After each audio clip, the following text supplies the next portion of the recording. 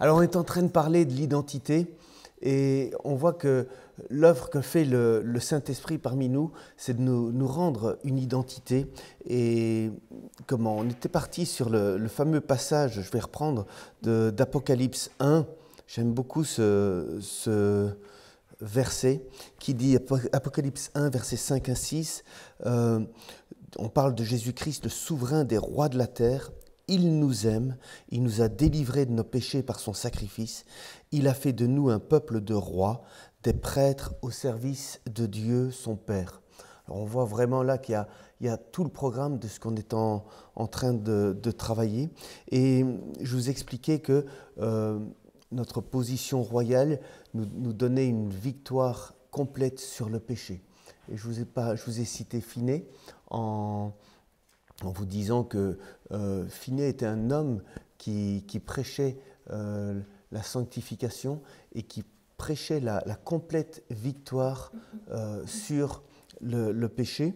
Alors il y a des choses intéressantes à dire ici, et Finney citait notamment le fameux verset sur l'agneau de Dieu qui ôte le péché du monde. Alors j'ai trouvé d'autres citations de Finney que je voudrais vous lire.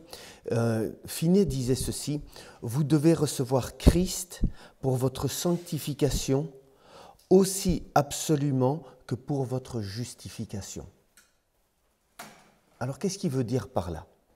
C'est que nous, chrétiens évangéliques, chrétiens charismatiques, pentecôtistes, nous avons bien compris en tant que protestants ce qu'était le salut par la foi.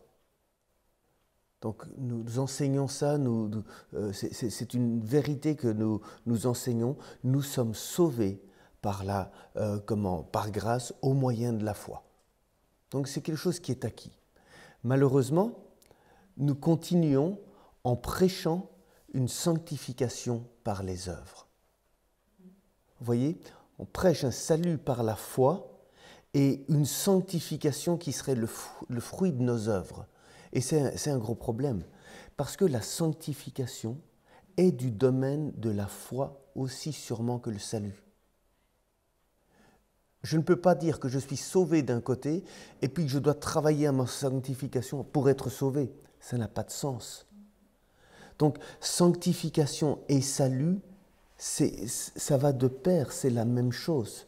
Et donc, quand j'ai l'assurance du salut, c'est parce que je suis sanctifié.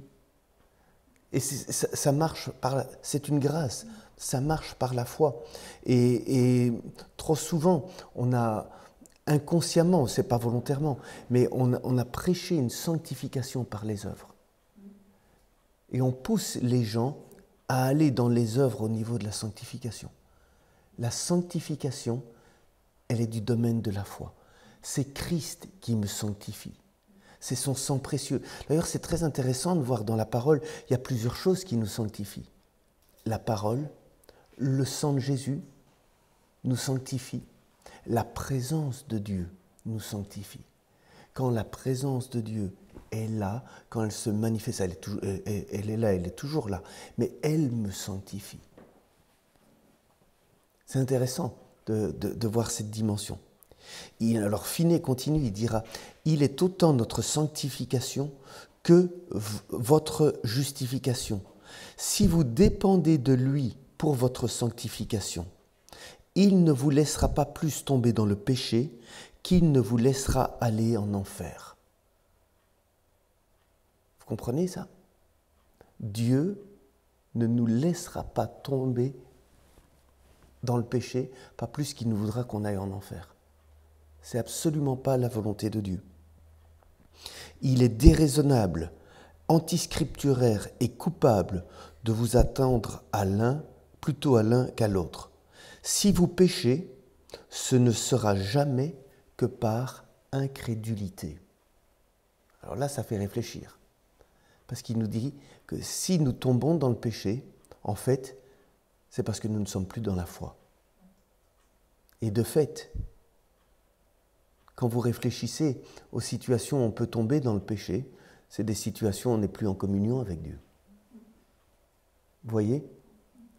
Et donc le secret, c'est là où il faut travailler, ce n'est pas tellement sur la lutte contre le péché, c'est plutôt sur la lutte pour être en communion constamment avec le Seigneur.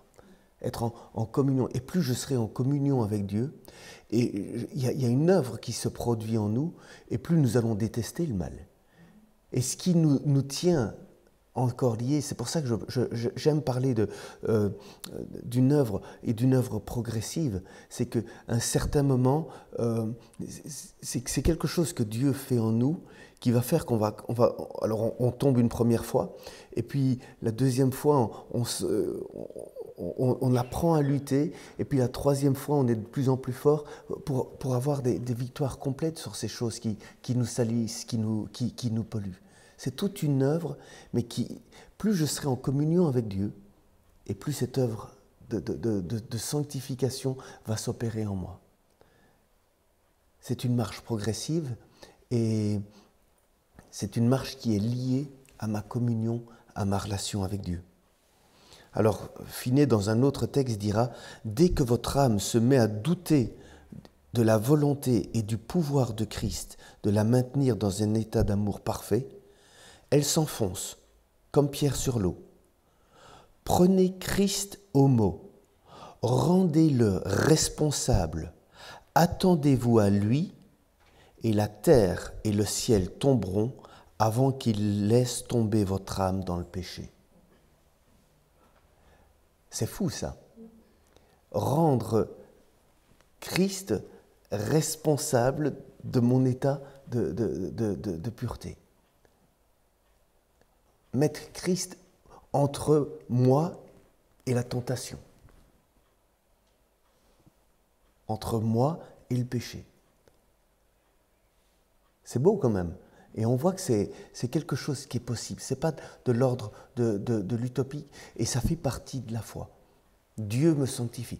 Au début de sa conversion, Finney était très troublé parce que, je ne sais pas si vous connaissez un petit peu son histoire, c'était un homme qui a trouvé Dieu, il le cherchait dans les bois, il a crié à Dieu, et puis Dieu s'est manifesté à lui, il a senti la présence de Dieu qui venait, et il dit « Je n'avais plus aucun sentiment de péché ». Et ça l'a beaucoup troublé. Parce que quand il est rentré chez lui, il s'est demandé, il se posait plein de questions, il s'est dit, mais comment ça se fait que je ne me sens plus coupable? Qu'est-ce qui fait que je ne me sens plus coupable? Et ça l'a beaucoup troublé pendant tout un temps. Et puis il a vécu un baptême d'esprit absolument extraordinaire. Et ça a été le début d'un ministère assez impressionnant. Il a amené des centaines de milliers d'âmes au Seigneur. Il a eu un réveil très, très, très fort et très puissant. Bref, donc je veux insister, la première victoire et ce qui nous fait régner, c'est de pouvoir dominer sur les tentations, dominer sur le péché. C'est possible. C'est quelque chose qui est accessible et qui est de l'ordre de la communion avec Dieu. C'est beau ça, non? Vous ne trouvez pas? Alors je vous parlais aussi, et j'avais commencé à vous parler du destin, et alors j'avais évoqué le principe de la semence. En fait, je vous expliquais que la vie chrétienne, c'est une vie c'est une vie de liberté, et qui dit liberté dit responsabilité. Et le principe de la semence est très important. C'est ce que je vais semer aujourd'hui qui va déterminer mon futur. Donc on est très loin d'une idée de destin ou des choses qui doivent arriver. Moi, mes élèves, quand je leur parle de ça, je leur dis, mais si tu as un 0 sur 10 à une interro, tu ne peux pas dire c'est le destin. C'est que tu as mal étudié, tu es responsable du 0 que tu reçois. Vous voyez, les choses n'arrivent pas comme ça. Alors c'est vrai qu'il y a des choses qu'on subit, qui ne sont pas dont on n'est pas responsable. Mais il y a beaucoup de choses que nous subissons aujourd'hui parce que nous avons mal semé hier. Alors on peut le comprendre dans le mal. Alors je prends toujours cet exemple extrême, mais si je trompe ma femme aujourd'hui, je ne dois pas m'étonner que ça tourne en divorce demain. Vous voyez, je ne dois pas m'étonner des conséquences qui doivent se passer. Si je vole une voiture aujourd'hui, ben, si je me retrouve en prison dans 6 mois, c'est les conséquences de mes actes. Si on le comprend bien dans le mal, ben, je vais vous dire, c'est encore plus vrai au niveau du bien, au niveau de Dieu. Et c'est même beaucoup, beaucoup plus vrai. Parce que si je sème des bonnes choses aujourd'hui, demain, je récolterai les bonnes choses que je sème aujourd'hui. C'est un principe de semence. Et en Dieu, je dois dire que c'est même beaucoup mieux qu'un principe de semence, parce que Dieu multiplie au-delà de tout ce que l'on peut penser ou imaginer. Un acte d'obéissance aujourd'hui peut avoir une incidence incroyable, incroyablement bonne sur tout le reste de ma vie. Tout comme un acte de désobéissance peut être terrible. Alors, je pense par exemple, et ici je m'adresse aux jeunes qui cherchent un conjoint. Aller et prendre un mauvais conjoint peut avoir des incidences absolument catastrophiques, mais qui vont handicaper tout le reste de notre vie, ou en tout cas une partie du reste de notre vie. Vous voyez ? On ne se rend pas compte à quel point des décisions, des choses, des petites choses peuvent avoir une incidence énorme. Mais grâce à Dieu, je veux dire, si c'est vrai dans le mal, je crois que c'est encore plus vrai dans le bien. Ce sont des lois spirituelles et il nous faut apprendre à bien semer aujourd'hui et être en communion et prendre les bonnes décisions aujourd'hui pour demain. Et voir la grâce de Dieu se manifester. Alors, je vous parlais aussi du fait de devenir des conquérants, de passer d'une mentalité d'esclave à celui de conquérant, de passer d'une mentalité d'une personne qui subit les éléments de la vie en une personne qui va être un combattant au niveau de la vie. Alors j'ai un ami en Sicile, il s'appelle Piero Pavone, et il nous parlait de ça. Et alors il prenait un bel exemple que j'aime beaucoup. Il disait, nous devons être comme des soldats, des GI américains, vous savez, qui se vantent en montrant leurs blessures de guerre. Regarde ma blessure de guerre, tu vois, ce coup de couteau, cette balle-là qui m'a fait ça et tout ça. Eh bien, les blessures de la vie, eh bien, ça doit être des choses où on dit on est passé au travers du feu d'une bataille et tout ça, et ça nous a rendus plus forts. On est devenus des conquérants. Pensez à David. David qui, à un certain moment de sa vie, on va en reparler tout à l'heure, mais était entouré d'une bande de vauriens. C'est comme ça qu'il a commencé son ministère, David. Enfin, son ministère, sa royauté. Il était entouré d'une bande de vauriens, que personne ne voulait ces gens. Puis c'est devenu de vaillants héros. Ce sont devenus des héros de guerre. Vous voyez, la vie... ici, il ne s'agit pas de nier les difficultés de la vie. Il s'agit de sortir victorieux au travers ces épreuves de la vie et de faire de nous des combattants, où on pourra se dire « Eh, regarde ma blessure de guerre, là. On est passé au travers ça a été dur, on a souffert, là. Mais avec Dieu, il nous a amené à un stade beaucoup plus loin, un stade de maturité, un stade de combattant. » Vous comprenez? C'est ça qu'il y a derrière l'histoire d'être un roi. C'est ça qu'il y a derrière l'histoire d'être un conquérant, d'être quelqu'un qui va être porteur de quelque chose de glorieux. Quelque chose de glorieux. Donc, Dieu ne fait pas de nous des chochottes. Vous comprenez le mot chochotte? Hein? Mais il fait de nous des conquérants, des guerriers, des vaillants héros. Donc ne regardez plus les difficultés de la vie, ne regardez plus votre vie ou les épreuves de votre vie en pleurnichant. Mais tapez le poing sur la table en disant non à ces choses et en cherchant à ce que ce soit la gloire et la volonté de Dieu qui se manifestent en nous et au travers vous. C'est possible. C'est des questions de mentalité pour changer le cours des choses. Alors, la position royale, je vous l'ai dit, ça prend du temps. Ce n'est pas quelque chose qui se fait facilement. Ce sont des temps de préparation dans lesquels Dieu nous fait passer. Et je pense particulièrement à Esther. Vous savez, Esther, c'est cette jeune fille qui va quand même avoir une influence incroyable sur le cours des événements. Elle a sauvé son peuple, Esther. Si vous connaissez un petit peu la vie d'Esther. Mais avant d'être présentée au roi, figurez-vous qu'elle est passée par une période de préparation. Et il nous est dit dans Esther qu'elle était trempée, elle a pris des bains, c'est Esther 2,12, des bains 2 fois 6 mois dans de l'huile. Dans du lait, ou je ne sais pas comment c'était, hein. Je ne suis pas spécialiste dans les produits de beauté, je ne sais pas ce que ça peut donner, mais en tout cas c'est comme ça qu'on préparait les jeunes filles avant de les présenter au roi.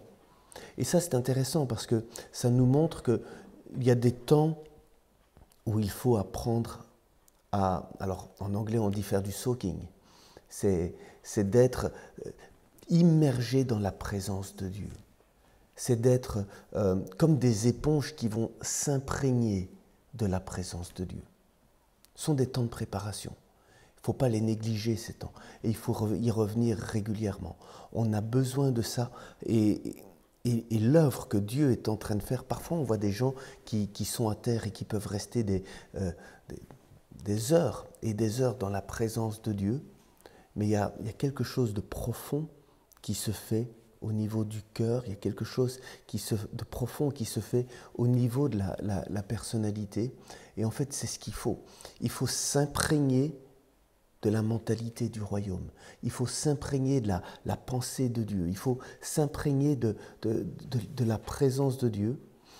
Est-ce que vous avez déjà été dans un endroit ou dans une voiture où quelqu'un fume?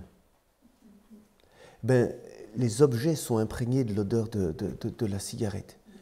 Et moi, si je fréquente quelqu'un si je suis à côté de quelqu'un qui fume, ma femme, elle a un bon odorat. Et elle me dit tout de suite, Pierre, tes vêtements, ils sentent la cigarette. Vous avez remarqué ça? Imaginez que vous fréquentez la présence du Saint-Esprit et qu'on vous dise, Pierre, tes vêtements, ils sentent la présence du Saint-Esprit. Voyez la clé. C'est plus. Et alors, mais la personne qui, par exemple, si je suis à côté d'une personne qui fume, moi, je n'ai pas un bon odorat, moi, je ne vais pas me rendre compte que je suis en train de m'imprégner de l'odeur de cigarette. On ne s'en rend pas compte, on n'est pas conscient de cela. Mais quelqu'un d'autre va être conscient de cela. Et plus je vais rester dans la présence de Dieu, plus je vais m'imprégner de la bonne odeur de Christ.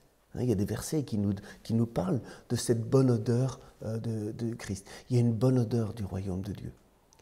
Vous êtes dans un endroit, ça m'arrive, et puis je rentre dans la salle des profs, et systématiquement les profs me disent, il y a quelque chose, tu es toujours rayonnant. Alors je ne dis pas ça pour me vanter, je suis toujours rayonnant, mais c'est les autres qui disent ça. Ils disent, comment est-ce que tu fais ?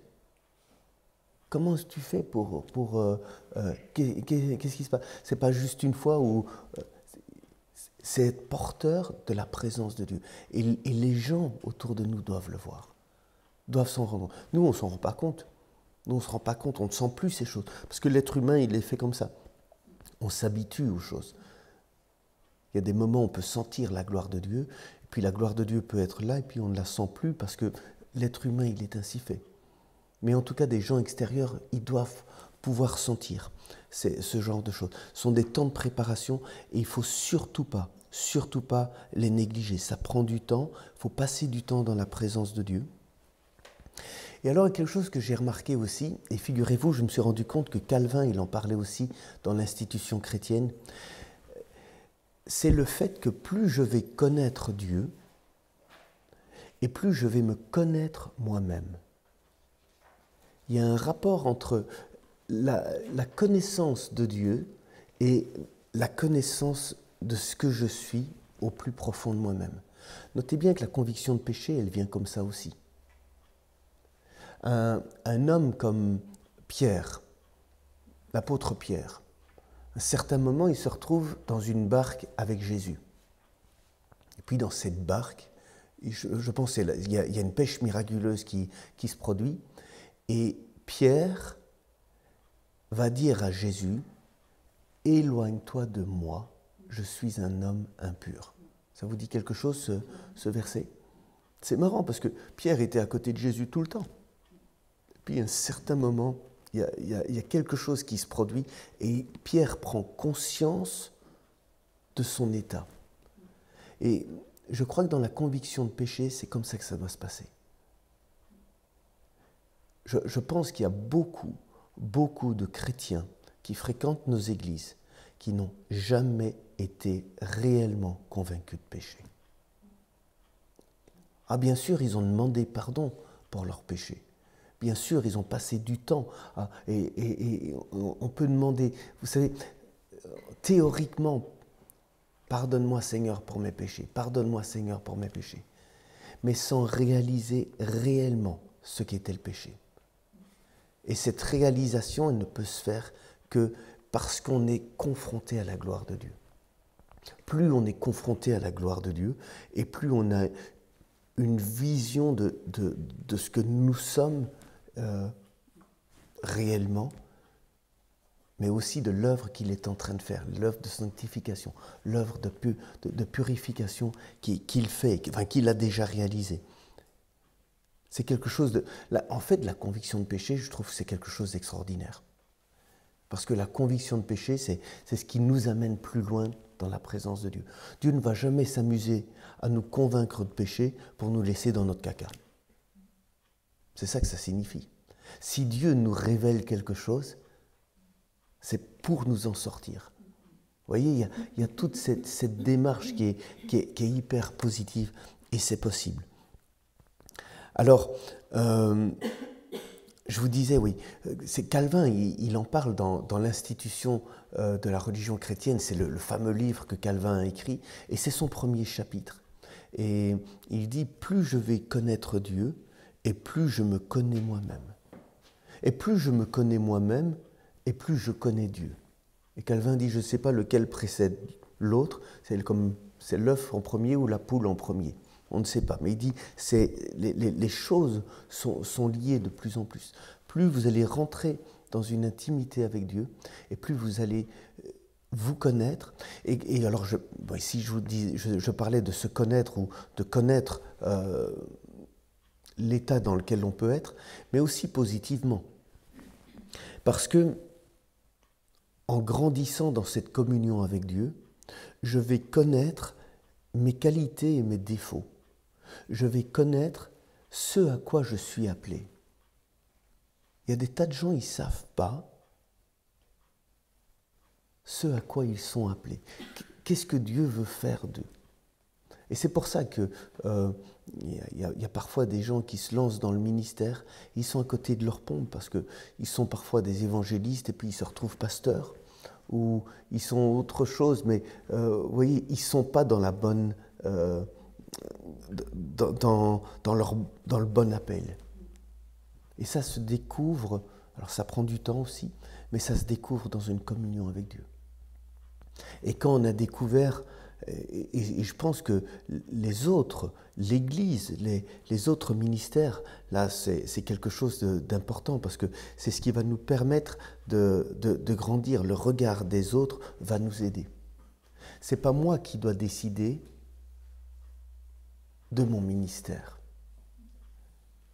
D'ailleurs, on va y revenir tout à l'heure, je vais vous en parler. Il y a des tas de gens qui veulent être apôtres. À votre avis, pourquoi?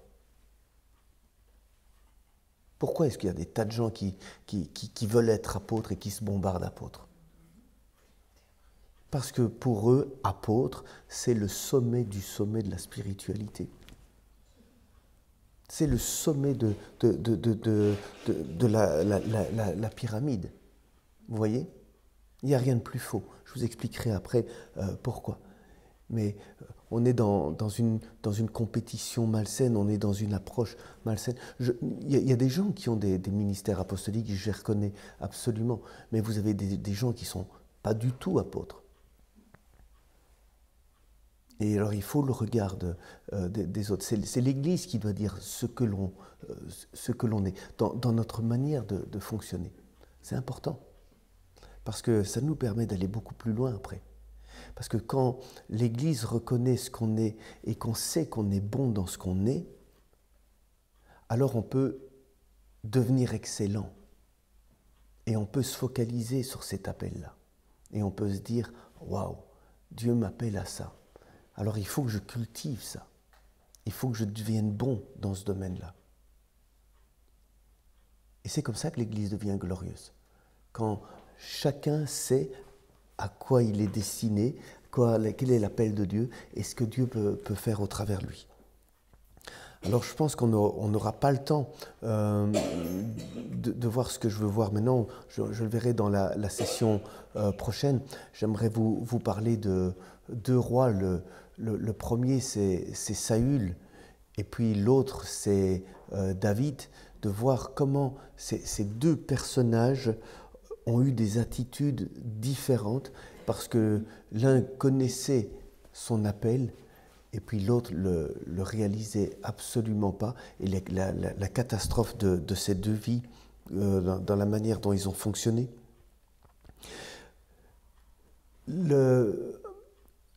Ce que va faire également l'autorité royale qui est en nous, c'est une des qualités d'un roi par rapport à l'esclave, c'est que quelqu'un qui a une mentalité d'esclave, c'est quelqu'un qui va chercher à combler ses manques. C'est quelqu'un qui va regarder les choses du royaume en voulant que tout tourne autour de lui. Alors quelqu'un qui a une mentalité royale, un roi ne pense pas à lui, mais il a la vision des autres. Il va penser en termes des autres. Quelqu'un qui est bien, et ça se remarque, quelqu'un qui est bien dans le ministère, qui est au clair sur son identité en Christ, ne va pas chercher à avoir tout le regard porté sur lui, mais va avoir comme pensée le royaume de Dieu. Et comment est-ce que le royaume de Dieu peut s'étendre? Comment le royaume de Dieu peut aller et grandir d'une manière plus efficace? Ce ne sera pas mon ministère, ce sera comment l'œuvre de Dieu peut avancer. C'est quelque chose de précieux. Prochaine fois, on va parler de ces deux rois, parce que ça va prendre un peu de temps, et je serai trop court temps pour terminer ici. Donc, changeons nos mentalités et allons plus loin dans ce domaine-là. Amen.